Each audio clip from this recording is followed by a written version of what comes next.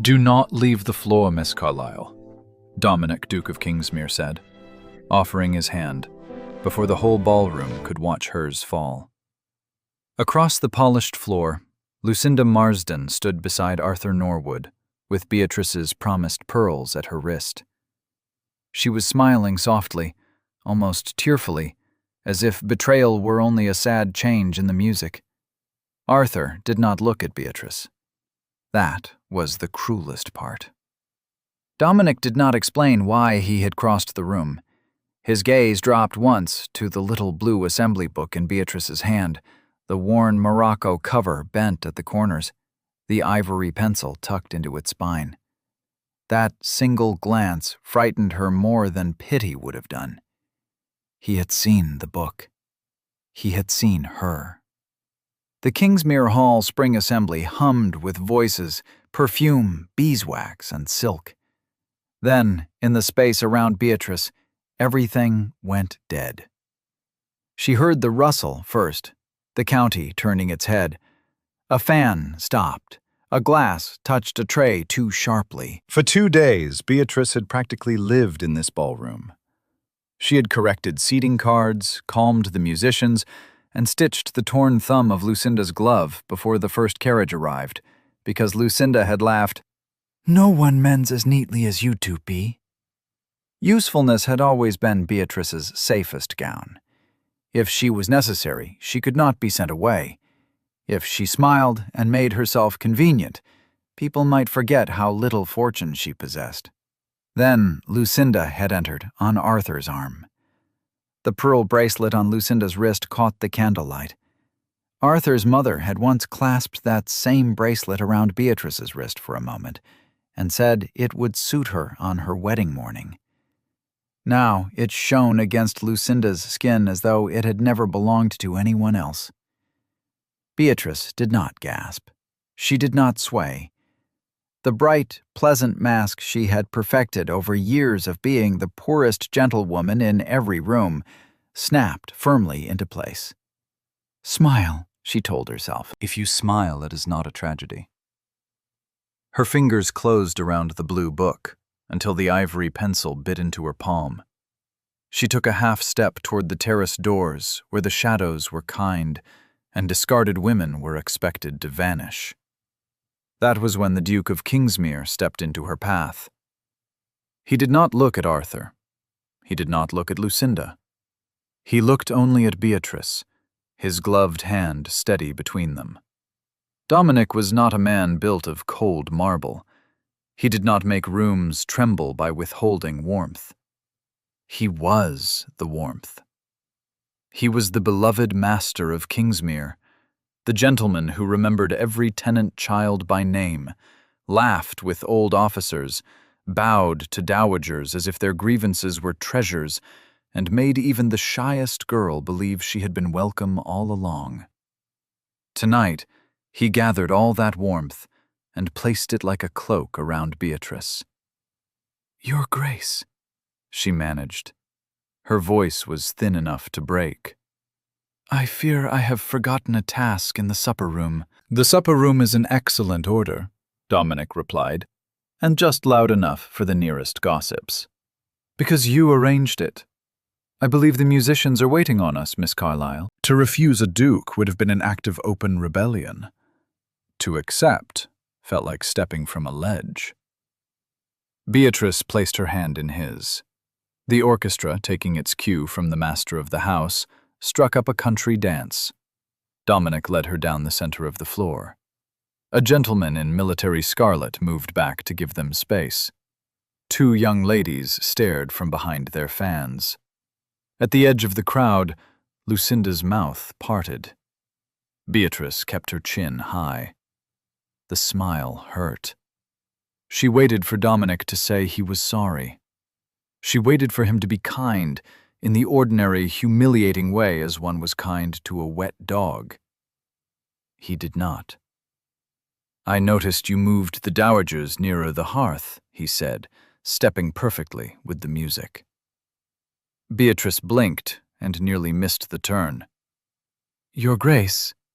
"The seating," Lady Hyam and Mrs. Cole are both close to the fire, but each can still see the floor without turning her chair.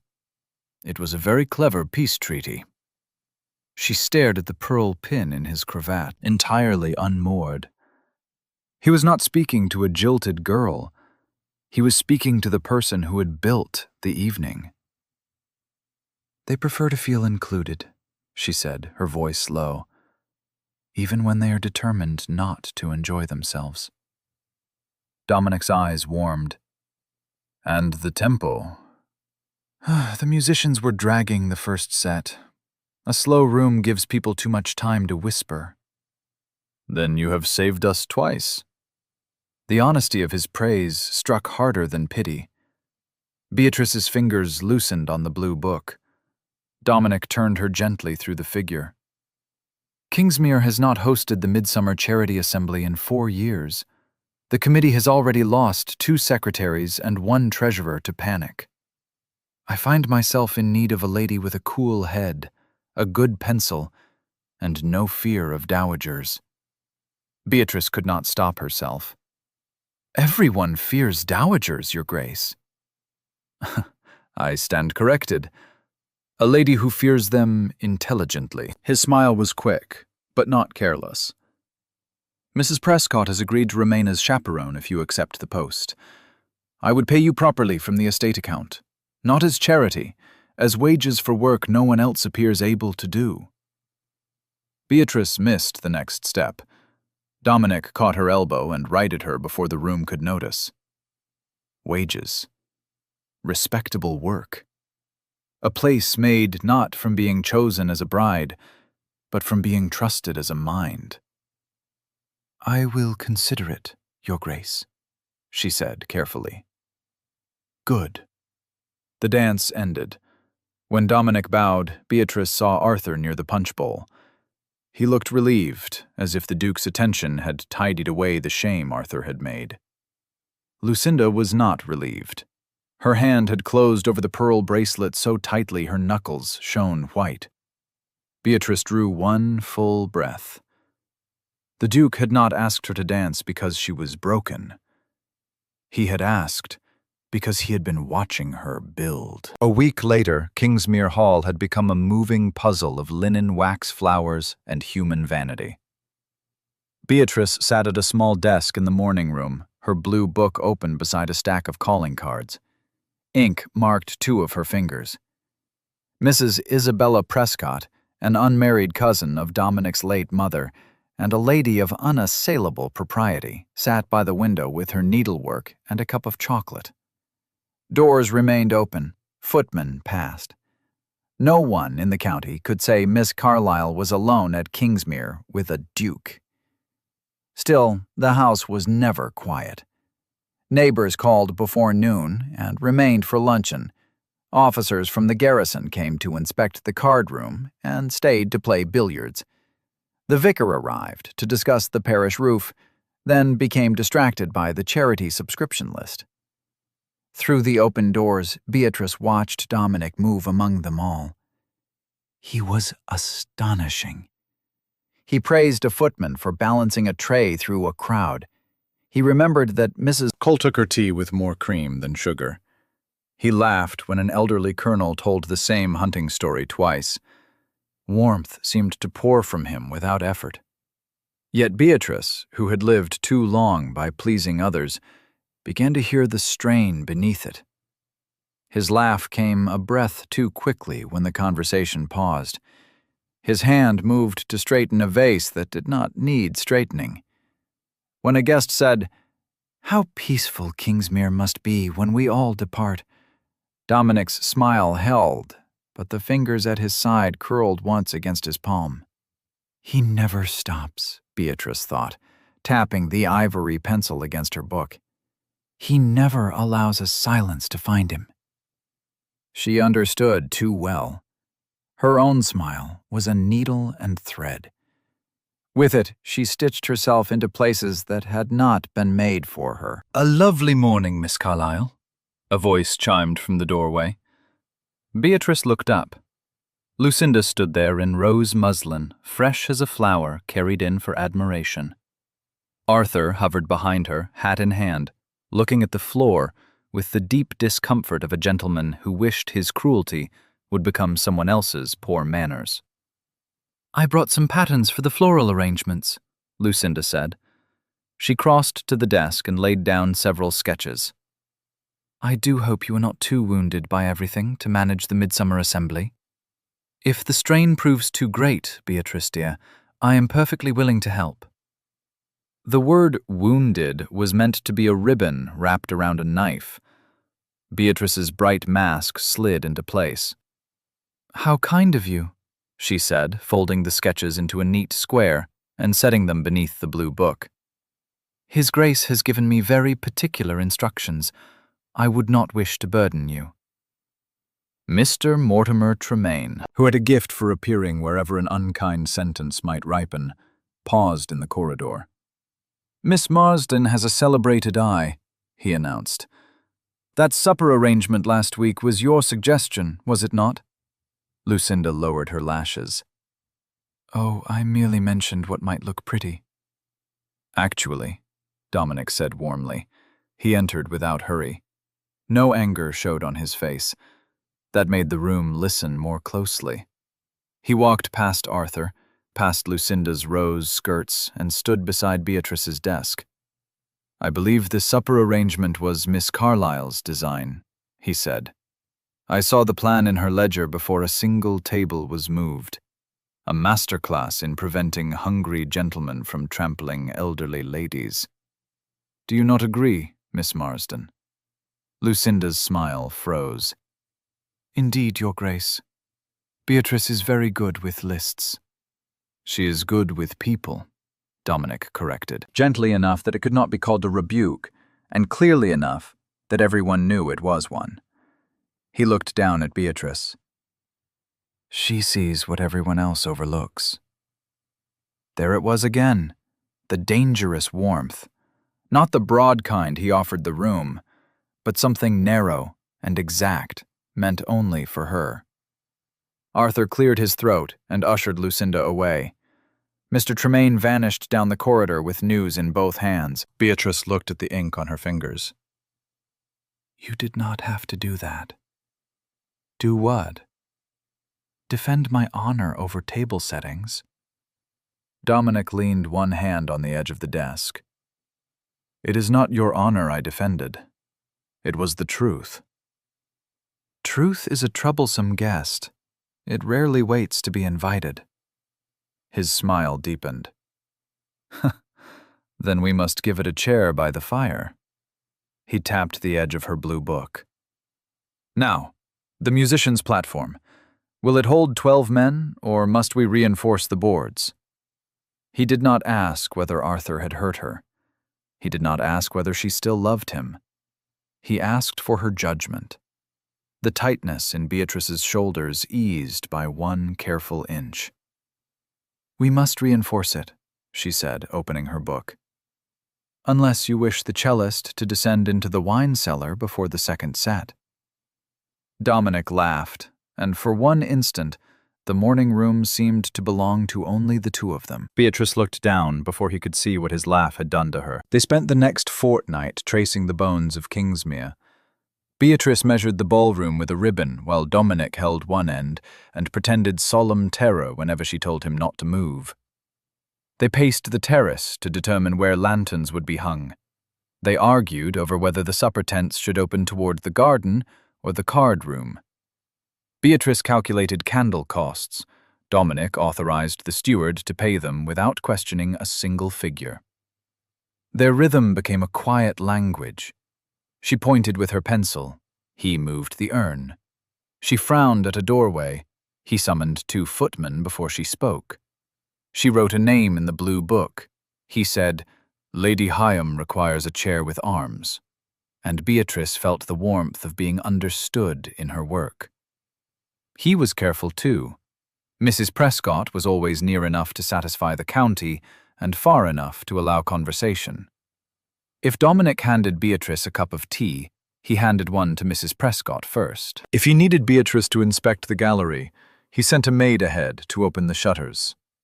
He guarded her reputation not by wrapping her in rules, but by making space for her to move freely inside them. No one had ever been so thoughtful with her freedom. That made him more dangerous. One morning, while they stood over the blue book near the long windows, Beatrice bent to correct a figure in the candle column. Dominic reached at the same instant to steady the page against the draft. Their hands touched. Only the backs of their fingers, only for a breath. Mrs. Prescott sat in plain sight by the hearth counting embroidery silks, and a footman was changing the coal scuttle near the door. There was nothing improper in it. Yet Beatrice's pencil stopped. Dominic did not snatch his hand away. He stilled as if one wrong movement might frighten the moment into flight. Then he withdrew with such care that the courtesy felt more intimate than the touch itself. "Forgive me," he said softly. "There is nothing to forgive." Her voice sounded steady. Her pulse did not. Dominic looked at the page, not at her, and smiled faintly. "Then I shall blame the draft for the interruption." "The draft is a dangerous accomplice." "Indeed, it has already cost me my place in the candle account." Beatrice returned to the figures, but the number 5 had become strangely difficult to write. That afternoon, after a carriage full of cousins departed, Beatrice stood in the upper corridor with a list of bedchambers. Dominic remained on the front steps below, waving until the wheels vanished beyond the lime trees. His smile shone. His voice called one final jest after the carriage. The moment it turned the bend, the smile left him. It did not fade. It fell. His shoulders dropped as though the house had placed its full weight upon him. He looked back at the wide hall, the staircase, the portraits of dead Kingsmeres, and for a moment the beloved host looked like a boy abandoned in a room too large for him. Then he turned sharply to a footman. "Have fires lit in the portrait gallery," he said. "Ask Mr. Hopkins to bring the tenant leases. And send word to the vicar that I may receive him after dinner, if he still wishes to discuss the roof." The footman bowed. Dominic had filled the silence before it could reach him. Beatrice stood very still. His warmth was not vanity. It was labor. He gave comfort everywhere because he could not bear to ask for it. The knowledge hurt her in a place she had kept well hidden. She wanted to go down the stairs and tell him she understood. She wanted to say that being useful was also a kind of running. But the wanting frightened her. She was employed at Kingsmere. He was a duke. If she mistook a generous man's attention for something deeper, she would be not only pitiful, but foolish. And she had already been foolish once. 2 nights before the midsummer assembly, Beatrice discovered her blue book was missing. The loss struck like a hand to the chest. Every subscription, every seating note, every promise of payment to the musicians, every proof that the assembly was hers, lay inside that little book. Without it, Lucinda could smile and say almost anything. Mrs. Prescott had retired with a headache, so Beatrice took a candle and went in search of it herself, leaving her maid to wait at the corridor turn. The ballroom doors stood partly open. A footman had left a branch of candles burning near the windows while the last garlands dried. Beatrice stepped inside. Dominic stood alone in the center of the enormous floor. He was not moving. He was not smiling. The candlelight caught the dark blue of his coat and left his face half in shadow. Around him the ballroom looked too large, too polished, too empty. The silence seemed almost visible. Beatrice found her book on a chair, but she did not reach for it. Her shoe brushed the floor. Dominic turned. For one unguarded second he looked lost. Then the host returned. The smile came quick and practiced. "Miss Carlisle," he said, "checking the floors one last time." Beatrice did not smile back. "You do not have to do that here," she said. "Do what?" Make the room warmer than you are able to bear." His smile held for a heartbeat. Then it failed. No one had struck him. No one had accused him. Yet the simple truth seemed to leave him without defense. "I am the host," he said. "It is my nature." "Perhaps." Beatrice stepped no closer. The open door behind her and the candlelit corridor kept the world properly in place, though her heart did not feel proper at all. "But you fill every room before anyone can notice it is empty. You make everyone laugh before silence can ask anything of you." Dominic looked away toward the tall windows. Beyond them, the dark garden reflected the candles back like small, fragile stars. "My mother died in this house," he said at last. His voice had lost its bright polish. "My sister died 6 days later. A winter fever. 3 years ago." He swallowed once. "After the morning visits ended, Kingsmere became so quiet, I could hear everything that was missing. My mother's chair by the hearth, Clara's dreadful little waltzes on the pianoforte, the bell she rang too often because she liked to make the maids laugh." Beatrice's throat tightened. "So I invited people," he continued. "Neighbors, cousins, committees, officers, anyone who would bring boots and noise and complaints. If the house was useful to everyone, perhaps it would not feel so empty to me." The words settled between them. Beatrice had thought herself alone in the habit of earning a place by service. Here was a duke doing the same thing with an entire house. "Your Grace," she said softly, "you make every guest feel at home. Who makes this house feel safe for you?" He looked at her then, as though she had spoken a language he had forgotten he knew. "And you, Beatrice?" he asked. Her given name was low, careful, and it shook her more than any touch could have done. "Who asks the same of you?" The bright mask she had worn since Arthur's betrayal cracked at last. She tried to rescue it. She tried to smile. But in that dim ballroom, with Dominic standing bare of all his borrowed cheer, a lie felt like an insult. "Since Arthur left," she whispered, "everyone has asked whether I am angry, or proud, or sensible. No one has asked if I am tired." Her fingers tightened around the blue book. "I am tired of being convenient. I am tired of arranging rooms where other people are chosen." Dominic did not step forward. He did not seize her hand. He did not offer some grand, easy comfort. He simply stood with her in the quiet and did not require her to smile. For Beatrice, it felt dangerously like being held. Then a footman appeared at the door, silver tray in hand. "Forgive me, Your Grace. A late note for Miss Carlisle." The world returned at once. Beatrice took the folded paper. Lucinda's hand curved prettily across the front. "Dearest Beatrice, Arthur and I shall arrive early tomorrow to assist with the final preparations. It would be a shame for the county to think the Duke's generosity is the only thing saving your little assembly. Do rest if you must. I have always been better at shining." The paper blurred before Beatrice forced her eyes clear.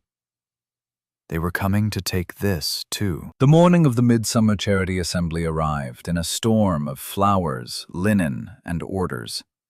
Lucinda came before noon, Arthur at her heels, and behaved as if Kingsmere had been waiting for her.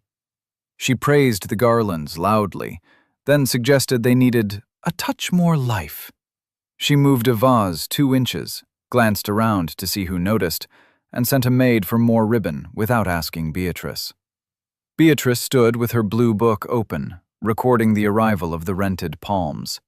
Smile, note the ribbons, do not bleed where they can see. Mrs. Prescott, seated near the staircase, saw more than she said. When Lucinda attempted to redirect the supper linen, Mrs. Prescott lifted her lorgnette and said, "Miss Carlisle has already placed those, my dear." It was the gentlest sentence in the world, and somehow stopped 3 servants mid-step. Still, Lucinda persisted. A correction here, a laugh there, a little murmur to Mrs. Tremaine that poor Beatrice had done remarkably well, considering. Arthur cornered Beatrice near the terrace doors while she checked the lantern oil. "Beatrice," he said, using his reasonable voice, the one that had once made her mistake cowardice for steadiness, "I beg you not to misunderstand me." She did not look up from her page. "That is often the beginning of an unpleasant conversation, Mr. Norwood." His mouth tightened, then softened into concern. It was very well performed. "I know I have hurt you. I do not deny it. But precisely because I have known you so long, I cannot stand by and watch you wound yourself further." Beatrice's pencil paused. Arthur lowered his voice. "People are talking. Not cruelly, not yet. But they are wondering whether you have mistaken His Grace's generosity for something more particular.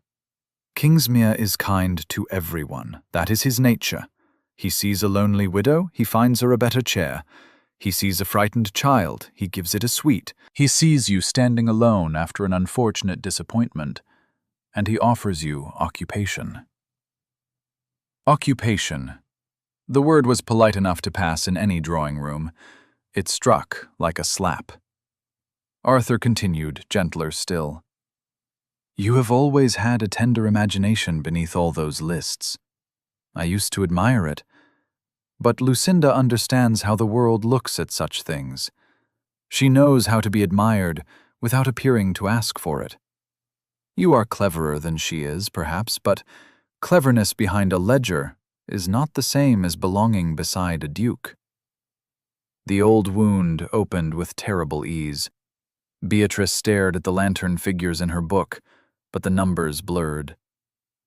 "I say this as a friend," Arthur said. "Do not make yourself a spectacle tonight. Let Lucinda stand where she is expected to stand. Let His Grace's kindness remain kindness.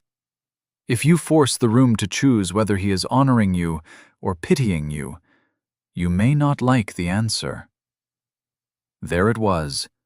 Not a threat, not exactly. Worse, a possibility dressed as concern. Her small trunk was still upstairs. A carriage could be called.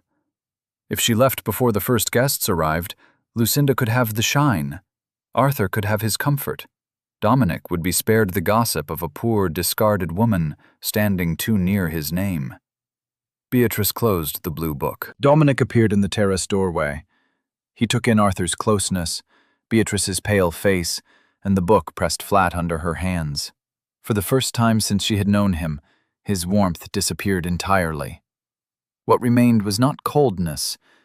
It was authority, clean and hard as a drawn line. "Mr. Norwood," Dominic said. Arthur stepped back. "Your Grace, I was merely advising Miss Carlisle." "Your advice is not required at Kingsmere." "Of course, I only meant—" "You meant to diminish a lady in my house because you lacked the courage to honor her outside it." Dominic's voice did not rise. That made every word carry farther. "You will not do so again. If you cannot remember your manners, my carriage will take you home before the first dance." Arthur's face went white. "Your Grace, I apologize." "Not to me." Arthur turned stiffly toward Beatrice. "Miss Carlisle, forgive me." Beatrice looked at him. For the first time, she did not search his face for the man she had thought she loved. She saw only a gentleman who had wanted her small enough to make his betrayal comfortable. "I hear you," she said. It was not forgiveness. It was not anger. It was an ending. Arthur retreated. Dominic turned to Beatrice, and the authority in his face softened. He saw the trunk in her mind. He saw the open door she was measuring. He did not tell her to stay. The assembly can proceed without perfection, he said quietly. I can host a crowded room. I have made rather a study of it. A faint, pained smile touched his mouth and vanished. But it should not proceed without its maker. Not unless she chooses to leave. Beatrice's fingers rested on the blue book. Lucinda will claim it, she said, before she could stop herself. Very likely. Arthur will let her. He has had practice at letting things happen. A laugh almost escaped her. It hurt too much to become sound. Dominic's gaze held hers. I will not carry you into that ballroom and call it courage. If you go, my carriage will take you wherever you wish. If you stay, I will make certain the room hears your name. But the name must be spoken by you as well. Then he bowed and left her with the choice. That was what undid her. Not rescue. Room. Beatrice opened the blue book. On the first blank line, she wrote in a hand that shook only once. Miss Carlisle remains. By 10 o'clock that evening, the Midsummer Charity Assembly was no longer an arrangement on paper. It was alive. Lanterns glowed beyond the terrace doors. The music carried through the open windows into the garden. Supper moved without confusion. The dowagers near the hearth were warm, visible, and pretending not to be pleased. The musicians' platform held firm. The charity subscriptions entered in Beatrice's blue book and checked by Mrs. Prescott had already doubled the committee's hope. Beatrice stood near the pillars in a simple ivory muslin gown. It was not fashionable enough to defeat Lucinda's rose silk, and not costly enough to silence anyone. But it was clean, well-fitted, and hers. Her blue book rested against her palm like a second pulse. For the first time all evening, she allowed herself to look. This was not merely a room where other people were chosen. This was a room she had made kinder than it might have been. The shy debutante had a place beside her cousin. The widowed Mrs. Cole was laughing. The vicar's subscription sheet lay in plain view instead of being buried beneath cards. Even the servants moved with less panic. Then Mr. Tremaine's voice rose near the musicians. A magical night, Miss Marsden. You truly have revived Kingsmere. Lucinda stood in a pretty circle of admirers, the pearl bracelet bright on her wrist. She gave a modest little shrug. One simply must know how to bring out the beauty in a room. Arthur, perhaps made brave by champagne, lifted his glass toward Beatrice. Miss Carlisle has always been excellent at arranging happiness for others. A few guests chuckled, not cruelly, perhaps, but enough. The old shame rose like water in Beatrice's throat. Then the music stopped. Not gently, mid-measure. The silence ran outward through the ballroom. Dominic stepped into the center of the floor. He wore dark blue velvet, the candlelight catching at his shoulders. He did not look angry. He looked wholly himself, warm, commanding, and steady enough to make every whisper die. Forgive the interruption, he said. A grave error has been made tonight. Lucinda's hand flew to her pearls. Dominic's gaze moved over the room. We have praised the flowers, the supper, the music, and even the candles. Yet we have failed to thank the lady whose judgment set every one of them in its proper place. He crossed the floor. The crowd parted. He stopped before Beatrice and bowed deeply. Miss Carlisle, he said, his voice carrying to the gallery. Kingsmere Hall has not felt truly alive in years. This evening belongs to your labor, your judgment, and your rare gift for seeing where every person in a room might belong. He extended his hand. May I have the first dance of your completed assembly? The room drew one breath. It was not pity. It was not charity. It was a public choosing, done before every person who had watched her be discarded. For one dangerous second, Beatrice wanted only to take his hand and let his name cover hers. Then she felt the blue book beneath her fingers. No, not cover. Stand beside. She turned toward the circle where Lucinda stood. "Thank you, Your Grace," Beatrice said. Her voice was clear enough to surprise even herself. "Before I dance, I must correct one account." A flicker of alarm crossed Lucinda's face. Beatrice opened the blue book. "The supper plan, the subscriptions, the seating, the musicians' platform, the terrace lanterns, and the charity accounts were prepared in this book and signed each morning by Mrs. Prescott and the housekeeper. Not because I expected theft." She looked at Lucinda's pearl bracelet. "Because women who work quietly learn to keep proof." No one laughed now. Lucinda's cheeks flushed. "Beatrice, surely you do not mean—" "I mean that you were my friend," Beatrice said. The words were soft, and because they were soft, they cut cleanly. "You knew exactly how much I needed to be useful in order to feel safe. You took Arthur. That was his choice as much as yours. But you shall not take my work and call it grace." Lucinda stepped back as though the bracelet had burned her. Beatrice turned to Arthur. "Mr. Norwood, you said I arrange happiness for others.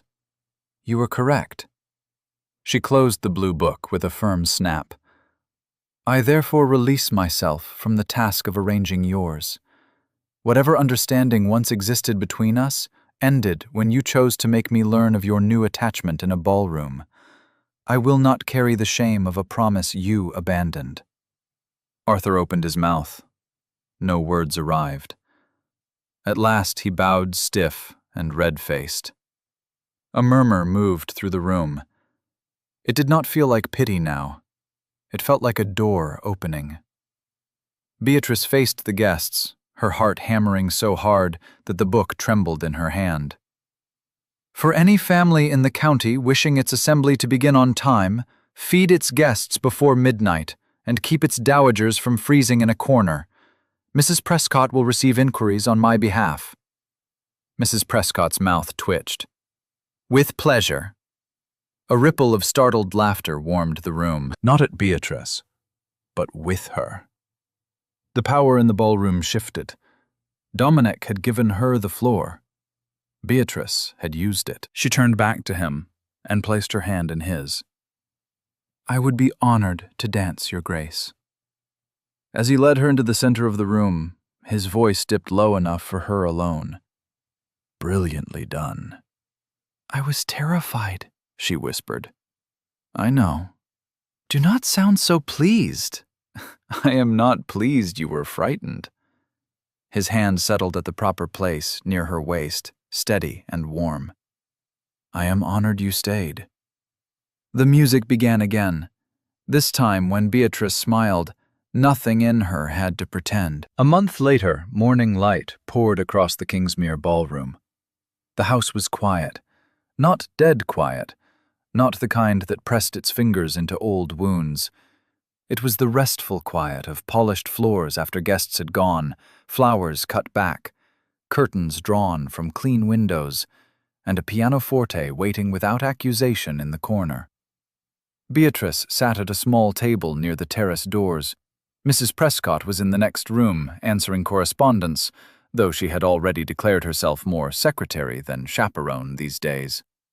The blue book lay open before Beatrice. Beside the entry for the Midsummer Charity Assembly, she had written, "Paid in full," in a careful hand. Below it were 3 new commissions. Lady Hyam wanted a harvest supper.